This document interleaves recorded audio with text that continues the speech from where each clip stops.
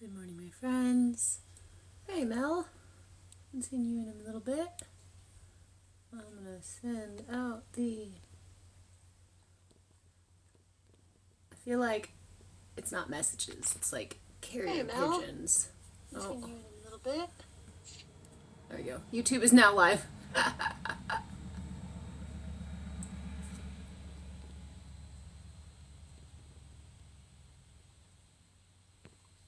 Okay. Good morning, good morning. Feel free to share the live if you know anyone who would like to sit for a brief meditation. Doggo has decided to join us this morning. We'll see how long he stays for. You can lay down. Just watch the teach roll. No, but you're gonna lay down. Lay down. It was just fine how you were. It was just fine. Lay down. Sir.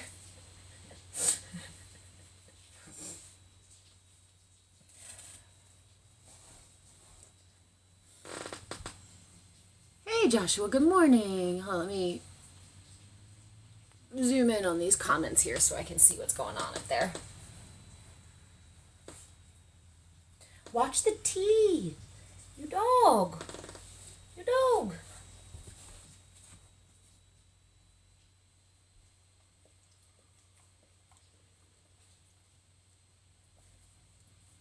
Thank you, sir.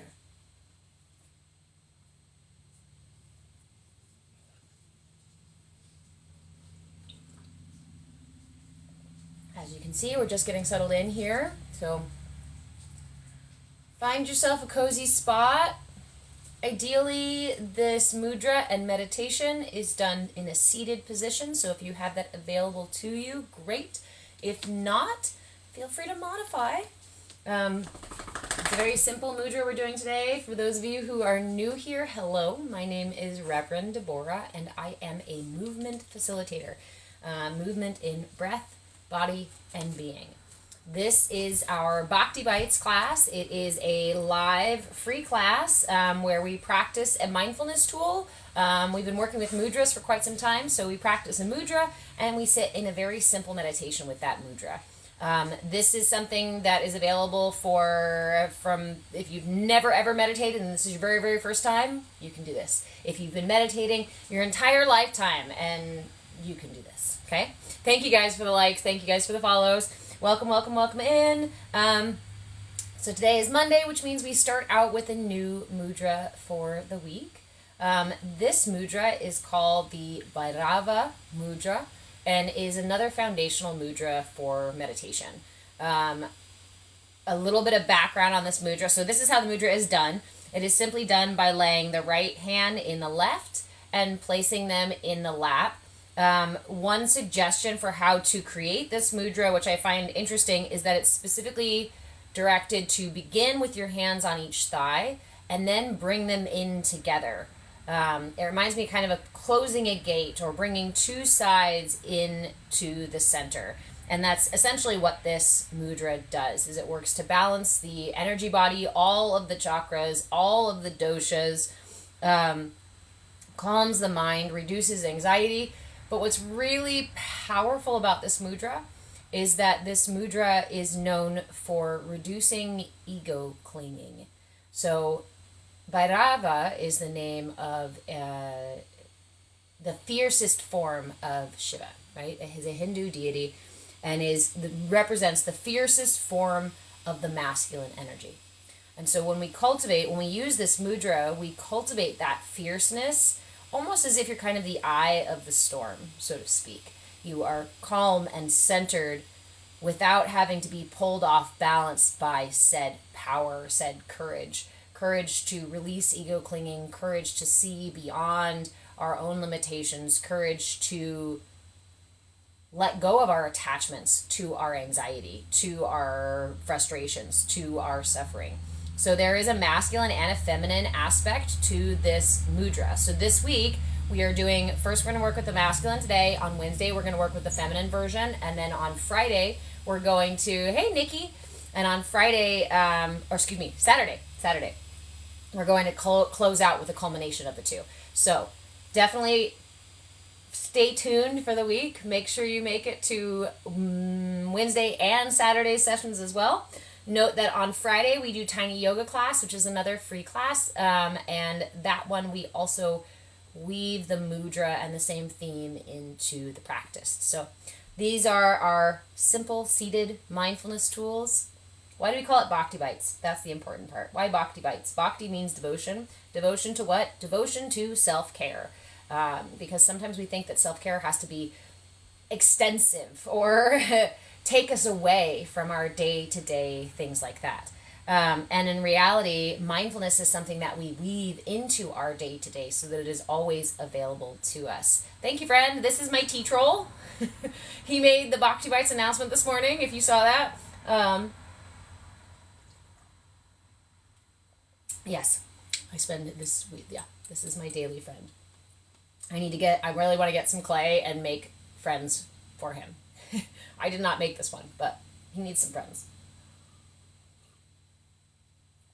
Okay, so since self-care is sometimes so hard to schedule into our days, Bhakti Bites classes are ways for you to slip in a little bit of self-care with these brief meditations and then learn a tool that you can take with you throughout the day when you need another pause, right? When you need another moment of self-care, when you need another moment of mindfulness to bring you back to center, you can take these mudras with you and use them whenever, wherever. Thank you for the follow, my friend. All right, so we will go ahead and slip into our practice. So again, ideally, this one is done seated, and part of the reason for that is that, or at least upright. I guess if you're walking too, it's okay to use this mudra while you're walking. It's just not going to create the same stillness in the eye of the storm sort of sensation as we are ideally looking for. So if you can be still for this mudra, please do so. If it's not available to you, still practice the mudra. And if even that's not available to you, if you need both hands and you can't be sitting, then just listen in, and maybe you can use the tools later on, and note that the replays are always on YouTube, so you can come back later.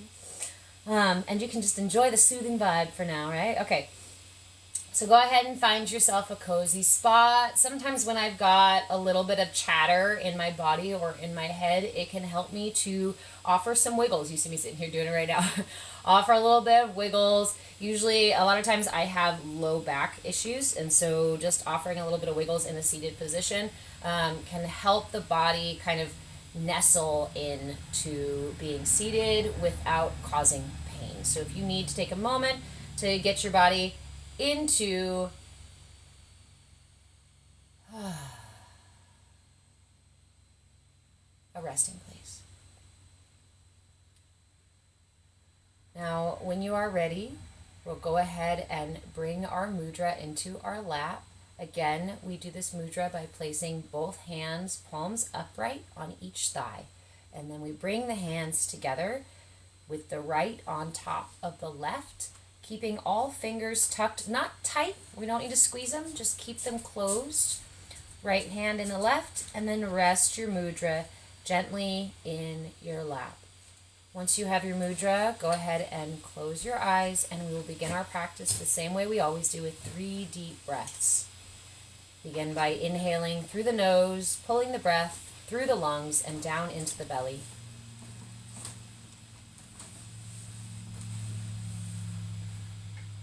And sigh it out. Inhale again, lifting the heart and elongating the spine.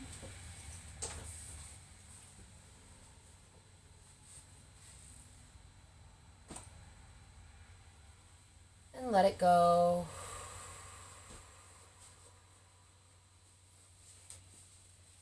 Inhale once more, expanding the rib cage in all directions, front, sides, and back.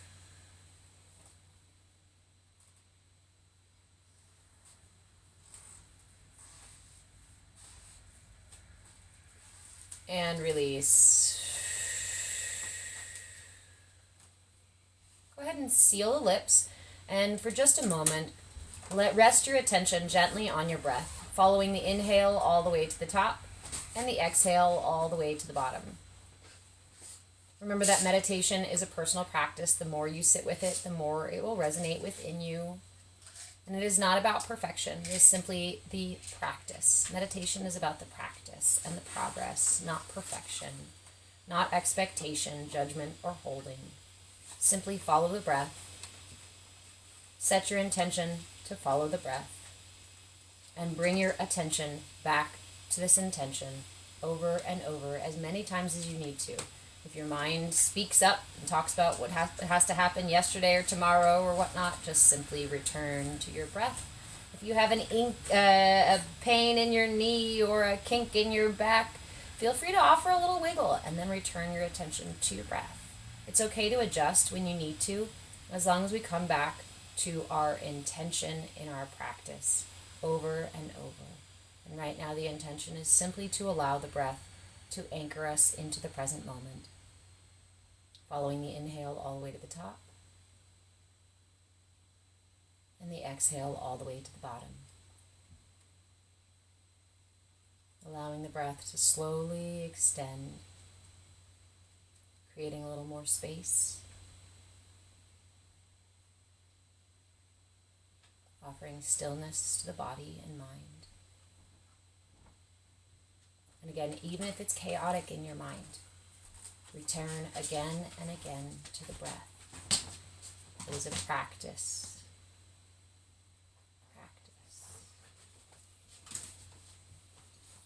Exercising the muscle of focusing our awareness.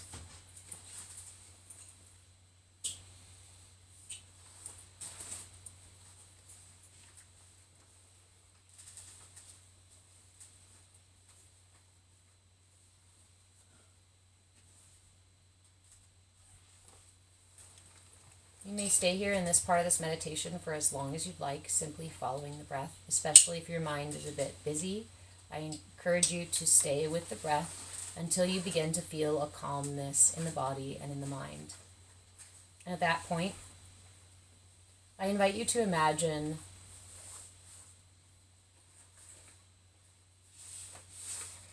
light coming down from the sky. Sunlight, starlight, celestial light, solar light, universal light.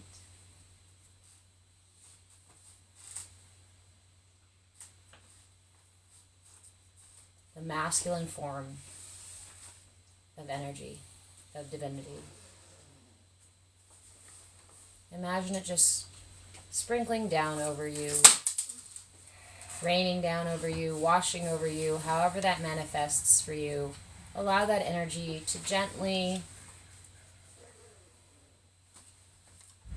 fill your body, washing over the outside of your body and inside of your body, entering through the crown chakra. Again, you can simply stay with the breath, and holding this mudra while staying with the breath will offer you this same energy balance, offer you that cultivation of that masculine side of fierceness, allowing us to cut our attachments, to sever our ties to suffering. But not by going into battle, not by waging war, but by simply being calm, centered, and still. Allow that solar energy to soothe the body and the mind, warming the body and the mind.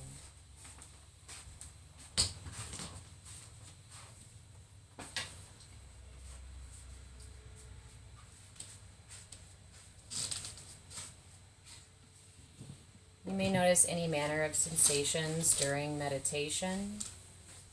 Do your best not to attach stories or judgments to them.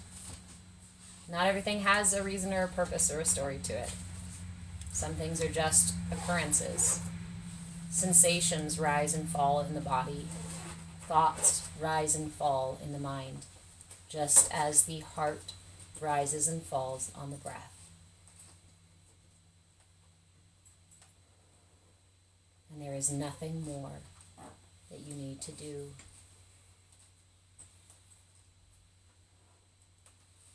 Simply be with this energy,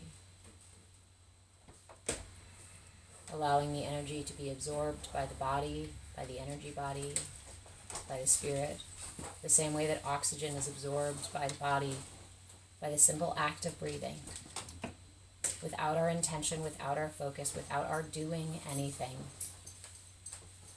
The breath nourishes our body. And in the same way, allow that divine masculine, that solar energy,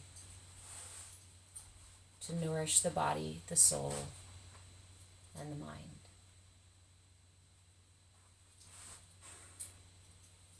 Slow, steady breaths.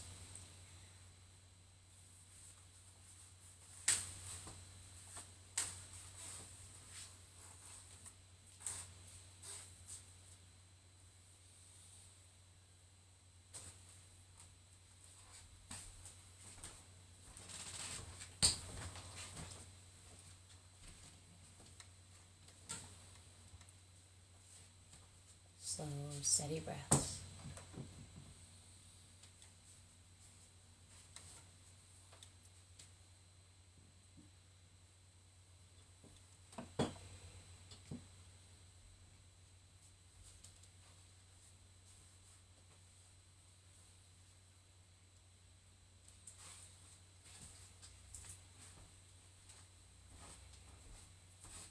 Slow, steady breaths.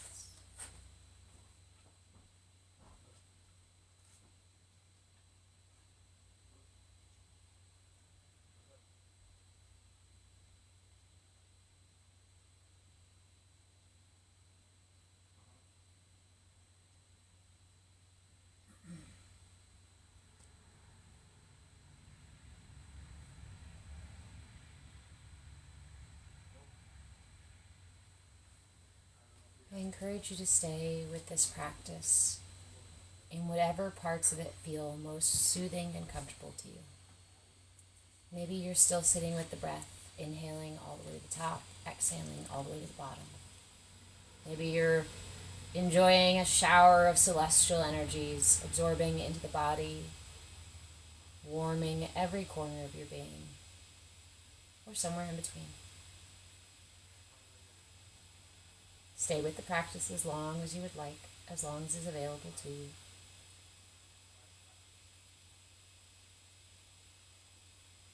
When you feel complete, I invite you to bring your palms together in prayer, or simply lay one over the other over your heart in gratitude for today's practice.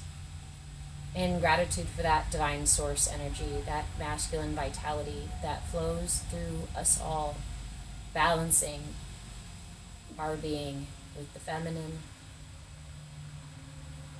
allowing us to be that conduit for divine source energy that brings the duality into oneness. Offer yourself a little gratitude for taking the time for self-care today. You are so fucking worth it, and I'm so proud of you for taking this time. And thank you, as always, for joining me. When you're ready to come out of meditation, please do so slowly. Offer yourself some more wiggles, some stretches. Maybe cover your eyes before you open them. Opening my eyes is my least favorite part of meditation. There, I said it. It's true. There is something I really don't like about meditation, and it's opening my eyes. Hi, Dee. A tiny molecule. I like that.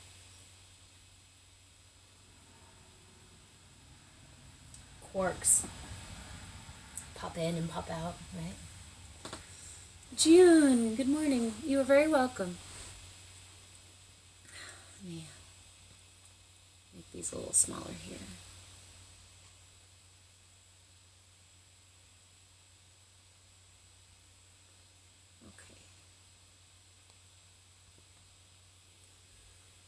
Okay, so,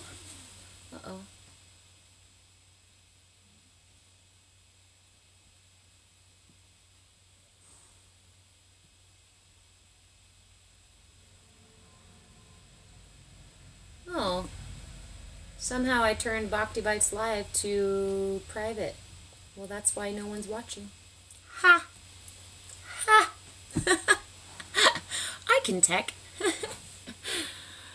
Hey, Luke, how are you?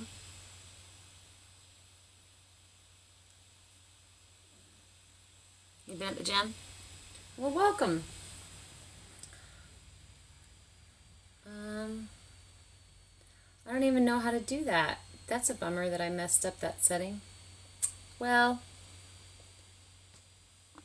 we can always upload the replay, right?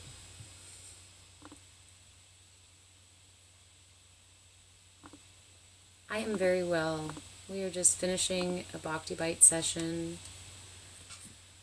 with the new mudra for the week, the Bhairava Mudra. Bhairava Mudra.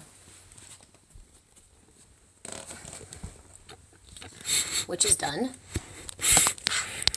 like so. Simple mudra, one open hand in the other, cultivates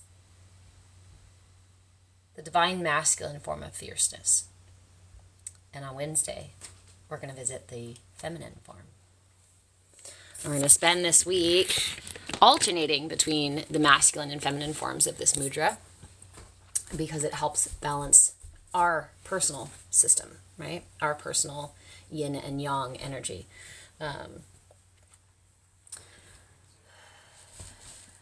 And for all of this aligning ourselves work that many of us are doing, or even manifestation work, right?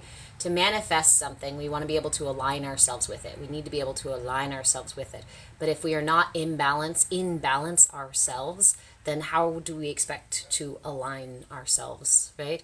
It's the thing that I've been saying it came to me last year at some point, and it was just this realization that when the scales are imbalanced, the measurement will always come out askew, right?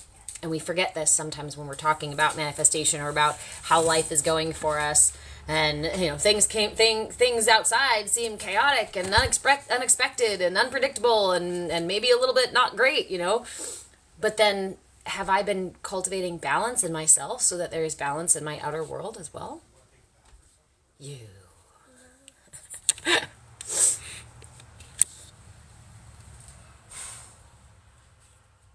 I don't know. It changed everything. When I started asking the question, not who did this or how did this happen, but how can I realign? How can I come back to a place of balance? Because the ultimate, right? The ultimate truth is that I have no control over any other situation in life except for myself. And by way of centering and balancing myself and finding my inner locus of control, then I am the captain.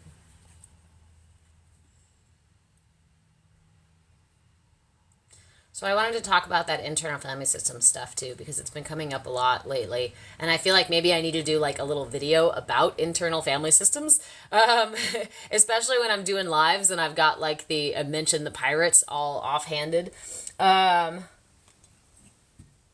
But it is such a powerful practice for learning how to meet ourselves, learning how to converse with ourselves. I think that's probably one of the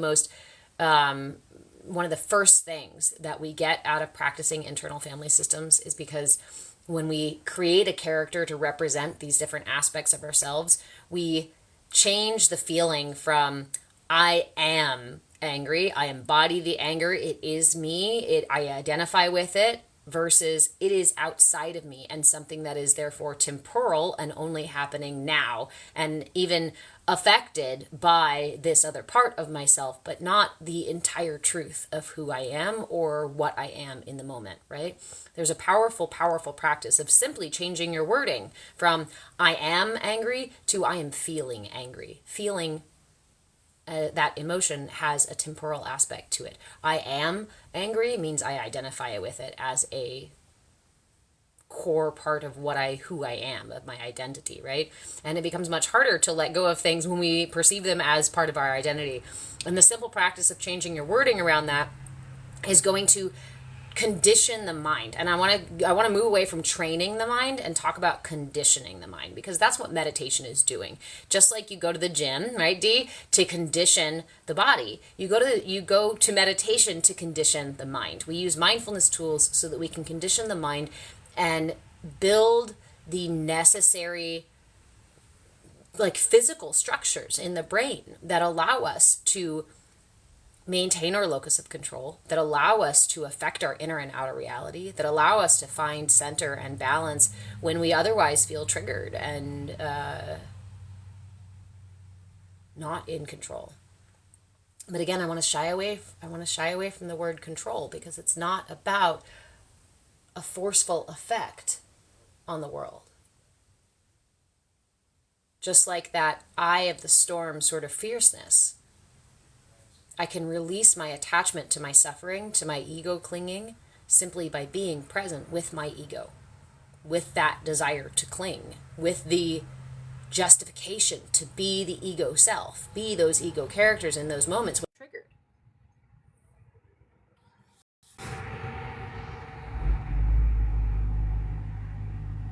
But when we practice mindfulness to such a degree that it is available to us throughout our day as a back pocket tool of, hey, wait, I can come back to center,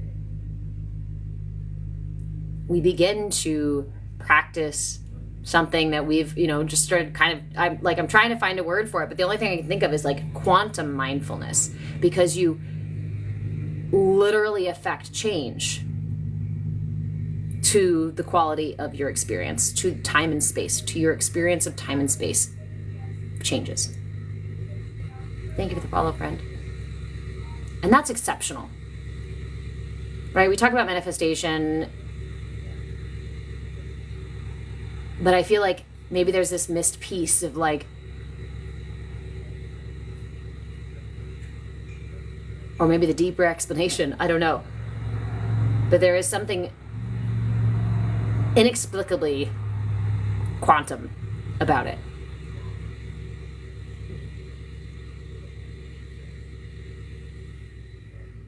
When you've experienced the way that breath alone, awareness alone slows down time.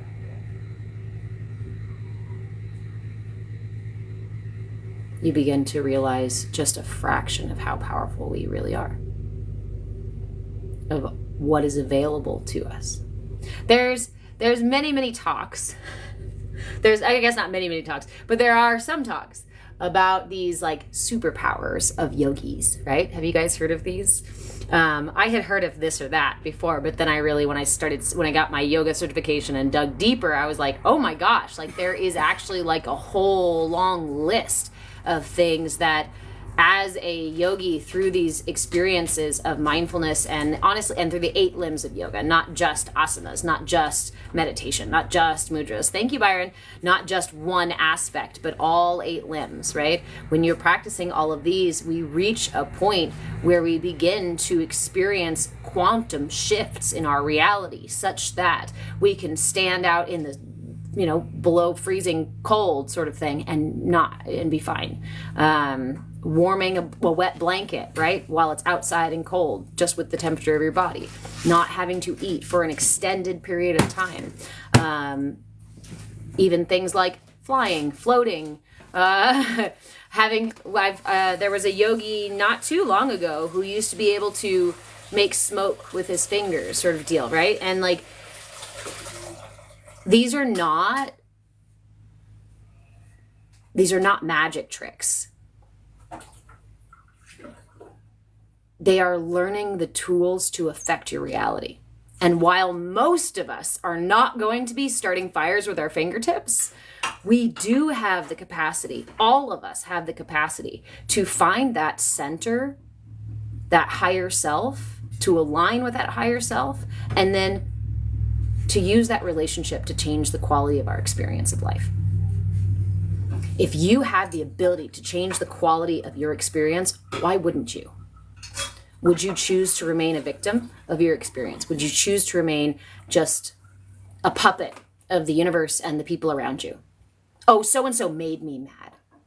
Yeah, well, my life is shit. So now this is, it's just what it is. So-and-so did this. So I guess I'm like this now.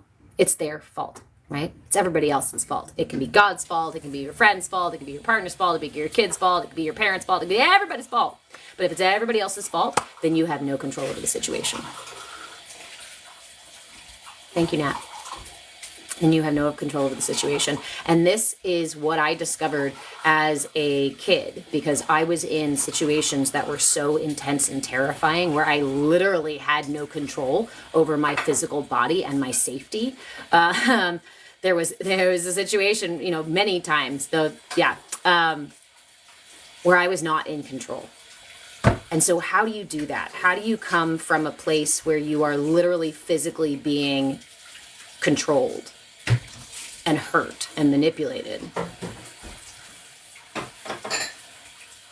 and still find peace and freedom within?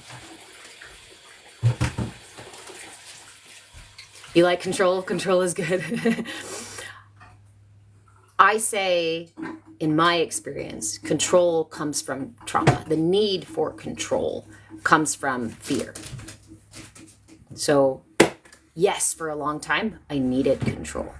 Am I still working through, healing through many ways that I need control in my life? Absolutely. I'm still human, very human. I'm not making fire with my fingers yet, but I'll tell you guys when I do. But it was the age of 12 or 11 or something, being threatened with my life again, being with someone in my face so much bigger than me and so much louder than me and so much stronger than me. And I had been so afraid. I had been so afraid of him. As much as I fought back, I was so afraid. But I remember one day as he was threatening my life again and describing to me how it was going to be over and how nobody would even recognize me afterwards, because that's how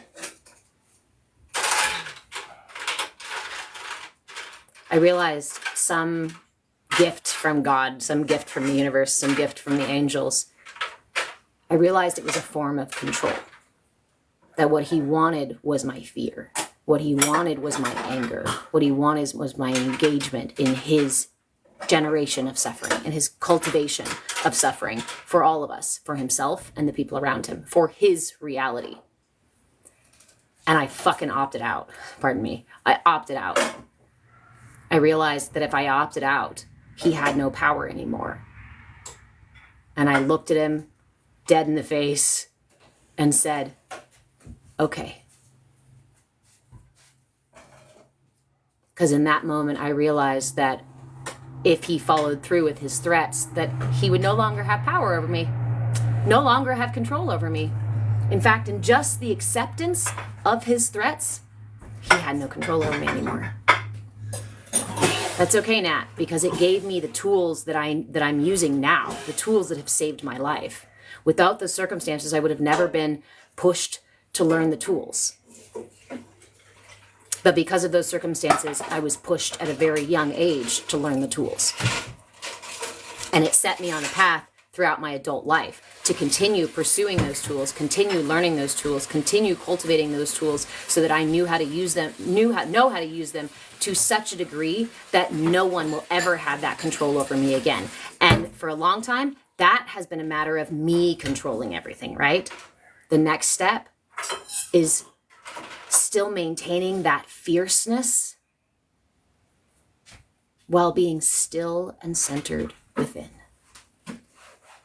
I don't need to create battles in my life. I do not need to engage with anyone else's suffering. I do not need to accept any gift that is not for me. And that is all. There is no battle, there is no attachment, there is no fight, there is no judgment, there is no suffering. If it's not for me, it's not for me. But that does mean it's for somebody else. So I'm not going to judge the gift horse, right? I'm not going to judge the gift horse and say, oh, no, thank you, gift horse, but that's not for me. I'm not interested in a relationship with someone who is, dishonest, let's say. I don't know, just throw things out there. Nope. I'm not interested in a work schedule that makes my physical body and mind uncomfortable. Nope. Thank you. Not for me, but there are others out there who want those things and want to experience those kinds of experiences in life. So please, gift horse, take it to them. It reminds me of that story that I like so much, right? The monk in the marketplace who's sitting there doing his daily people watching meditation, his eyes half open, sitting in siddhasana and just enjoying the hustle and bustle, right? The beauty of life happening all around him. And someone in the marketplace decides they don't like what he's doing. He shouldn't be there. He shouldn't be telling people what to do. He's not telling people what to do. He's just sitting there. But of course, the guy doesn't like it. So the guy goes over and tells him. And he starts out kind of nice and is like, hey man, what you're doing, this isn't really cool, and this and na. Well, the monk doesn't respond. And so the guy keeps going, and the monk doesn't respond, and the guy gets a little bit louder, and the monk doesn't respond. The guy gets really irate to the extent that he's yelling at the monk and like saying, can you not hear me? Don't you understand what I'm saying? Are you that dumb? Like, are you that? And the monk smiles finally at the man and says to him, I simply choose not to receive the gifts that you are offering me. You don't have to engage. And even if you choose to engage, you don't have to match energy. Stop matching energy with energies that you don't want to engage with, that you don't want to cultivate. If you don't want that energy within you, do not invite it in. Have a great day, Nat.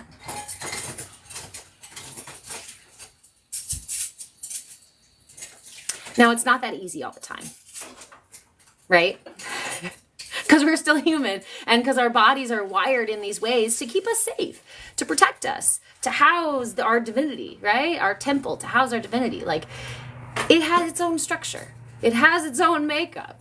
And sometimes it gets triggered and punches back, right? I think of the time that my child, when he was just a little kid, I was helping him put his pants on, right? So he's laying on his back on the bed, and he's like this little squishy kid, right? And I'm leaning in, and I'm talking to him and playing with him, and I'm putting his pants on. And in the moment of play, he kicked me really hard without reservation, like children do, right in the throat. Right in the throat. And my reaction was so fast and so abrupt. In that moment, I did not have the locus of control. I did not have the capacity to stop myself before reacting. That is what it looks like to be operating from your programming. Now, when I say programming, very carefully, because I don't mean somebody intentionally putting a program into you sort of deal. I mean the culmination of all of your previous experiences in this lifetime, possibly others, as well as the genetic makeup, the genetic information that you inherit, right? There is so much programming that goes into building these bodies and these personalities and these egos, and we need that to operate on the material plane. It's not bad. But when we operate from within that programming, it's like letting the steering wheel drive the car. The brain is not the navigator.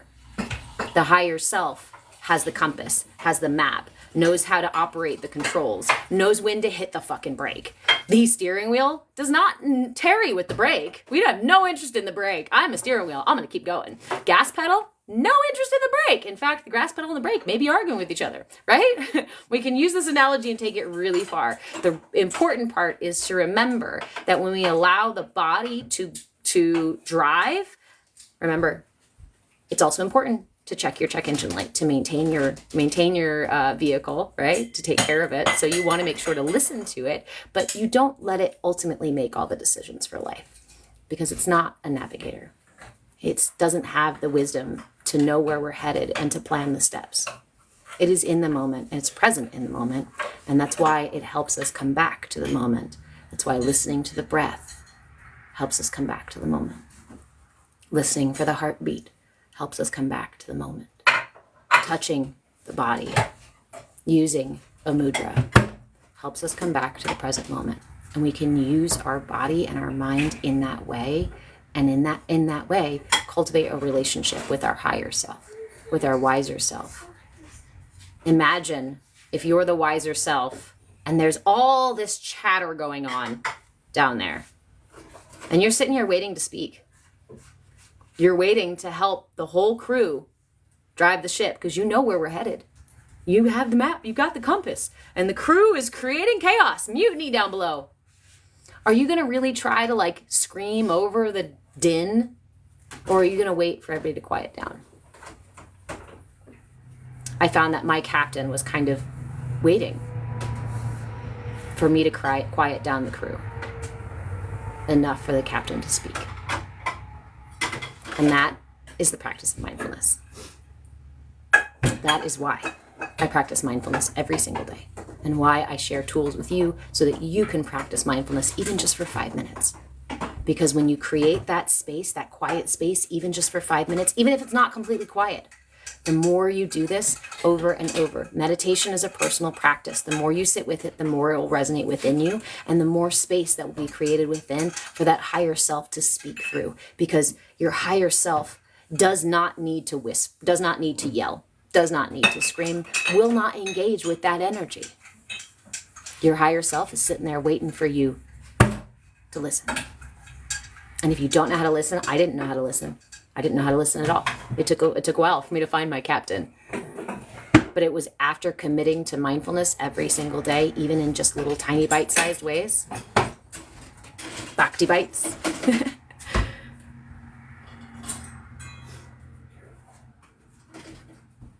I have been able to cultivate such a relationship with my captain that I no longer need to control the situations in my life. I can meet the situations in my life as they come, meet them with wisdom and centeredness. Not always, again, I'm still human. You guys see, I try to share plenty of videos too, right? Where I'm also not meeting life well. Okay. New day. Your destructive self is from self-defense. Seems to be always defensive. You wish others would see you for who you are and not your armor. I understand. I spent many, many years with layers of armor on me to protect. And again, recognize that those layers of armor, those layers of ego self that are there to protect you, are that. They are there to protect you. And that is a gift. Amazing that your body and your mind and your spirit have protected you for this long. So the important part is for you to find the stillness within, to put down your armor. Nobody's gonna, people may see you through your armor, but you will not be perceived, you will not feel seen until you know how to set your armor down yourself. Even if it's just for moments. And it can feel terrifying and vulnerable to do so. So make sure that when you do so gently. You do so with love and compassion and grace for yourself. Make sure that if you do that with someone else, that they are also able to hold that kind of space for you. And if there's no one else in your life that can hold it, even if there is, cultivate it for yourself so that you can find a little bit of time every day to put down that armor and to shine your authentic, beautiful self, whether it be in meditation or dancing on the porch or singing in the shower. We all need those moments with ourselves. Those moments of raw vulnerability so that we can accept our authentic selves. If we don't let them out, if we don't let them shine, how are we ever going to show them that we love them? No, I love you, but you're not allowed out of the box, okay? Nobody else can see you. Yeah, I totally love you, but nobody can see you. Of course not, right? Maggie, how do you find other people in your community to practice true yoga? Become a devotee. It depends on your community, babe.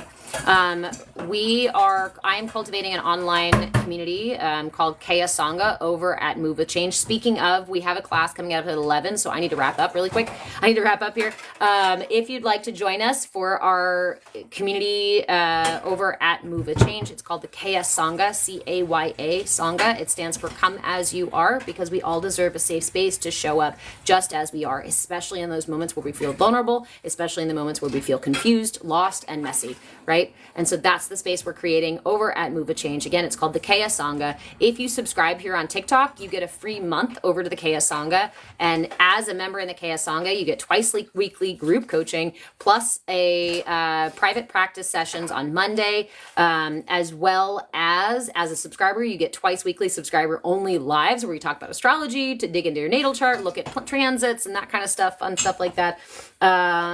Also, as a member in the CAYA Sangha, you get heavy discounts on all of my private services, as well as access to every single workshop that I put on. Every single workshop that I put on is going to be sold externally from somewhere between $200 to $600. I've got multiple planned this year. It's a huge benefit to be able to be a member over there and to access that weekly group coaching, twice weekly group coaching, the practice sessions, the workshops, and discounts to private services. In case you're over there and you're like, hey, I really need a private session, it's going to be way cheaper for you than it is for anybody else.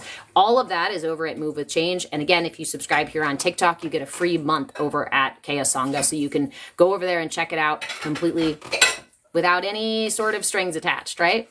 See if it's for you. If it's not for you, that's okay. Yeah.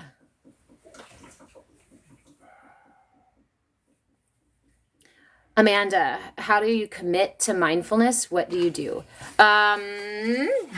There's many ways, honestly, and it really depends on what's available to you. You can begin, I really like starting by reading the 8 limbs of yoga, reading about the 8 limbs of yoga and why the 8 limbs of yoga are important, and then beginning to implement some of those practices.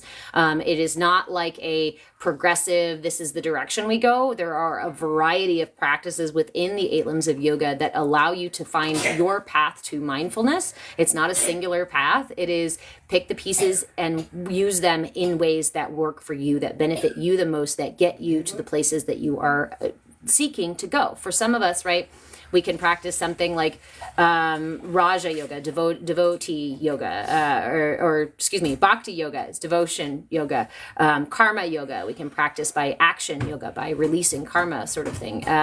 There's a variety types of yoga that we can practice. And yoga, I mean, not just asanas like physical movement, but yoga in the original intention of the word, which being a kind of lifestyle philosophy, a way of living, a way of connecting with the world, and with our own divinity.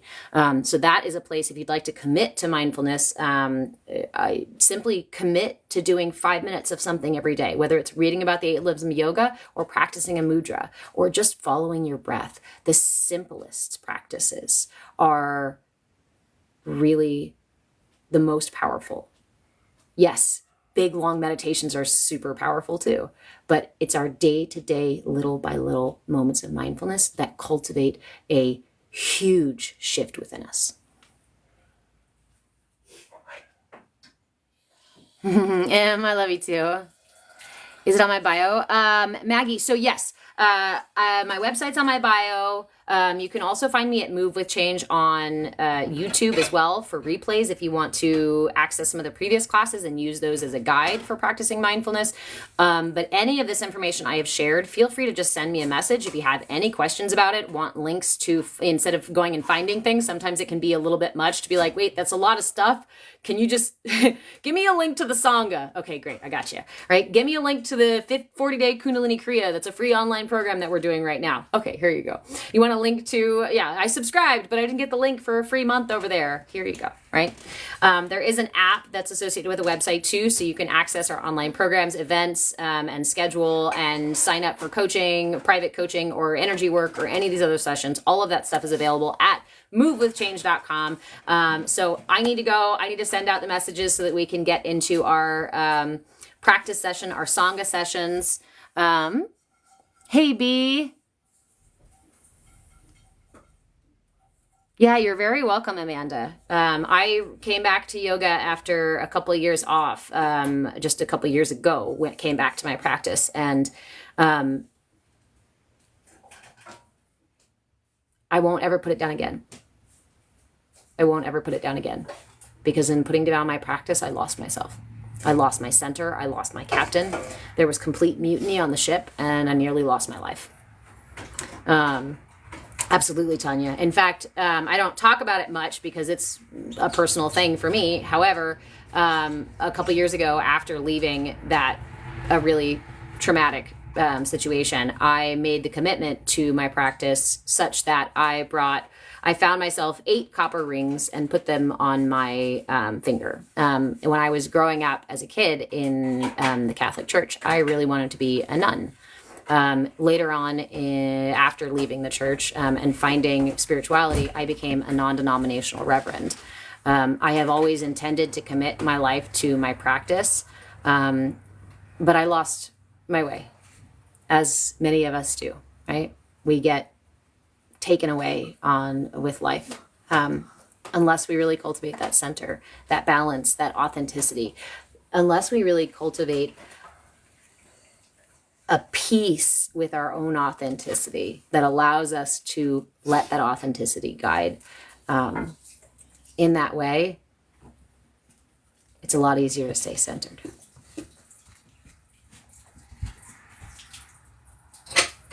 Amanda, you've had a rough go the last few years mentally, and I feel like it's time to go back. Yeah, come back. Come to the light side. These are really important practices, especially as we work through collective ascension symptoms.